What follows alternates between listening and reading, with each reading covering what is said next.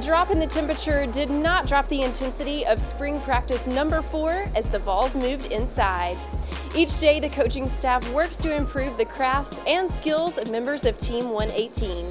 Today was no exception for position coaches on both sides of the ball as they continue to work on veteran talent and harvest the skills of the newcomers. Although he is pleased with the first 4 practices, defensive coordinator John Jancic looks forward to seeing the athletes work in pressured situations. It's been a work in progress. We have so many young players that are out there taking reps for us in the first and second units. I'm pleased with how quickly they've been able to pick things up, but yet obviously they're still making a lot of mistakes, and it's a fine line, for those guys. And there's a lot thrown at them, and we can get on the board, we can show them film, we can walk through, but there's nothing like going out there and doing it in a competitive situation. And so we're seeing a couple steps forward and 1 step back when we get in those situations. So, but I'm overall pleased. Offensive coordinator Mike Bajakian is proud of the improvements he sees from the newcomers, but he looks for great strides in the practices to come.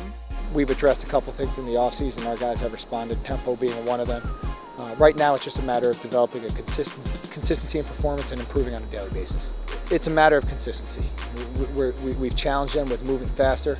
They've responded at times, but we're not playing at the speed and tempo I want yet. The techniques, protecting the football, taking care of the football, and just executing the offense. I talk to the quarterbacks in particular a lot about managing the offense, and we got to make sure that we can do that on a consistent basis. Communication is key to linebackers coach Tommy Thigpen as he uses every moment in practice to teach. Today was a lot more sharp, a lot more crisp. The offense went a lot more plays, and I thought the guys responded pretty well. AJ has been really good for us as far as the communication and making younger guys talk, as well as Kurt. When the guys get tired, their communication goes down. So in this offseason, we want to make sure the guys had the carryover of making sure when they get tired, that they continue to talk, continue to communicate on the field. I think that's the objective for the spring, is to improve on your techniques and fundamentals, but making sure that, especially with all the hurry-ups that we're seeing, the guys keep the communication going throughout the duration of a football game. Tight ends coach Mark Elder says the newcomers are adjusting to the intense practices, but he quizzes them on a regular basis for understanding.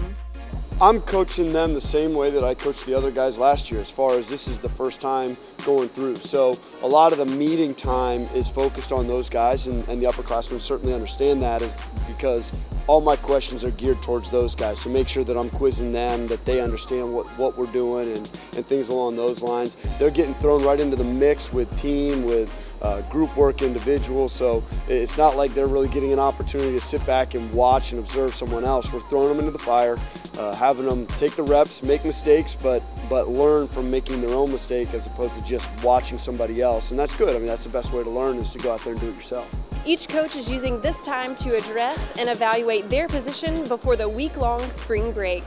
Don't miss tomorrow as the Vols are back at it for spring practice number 5. For Vol Report, I'm Sarah Mitchell.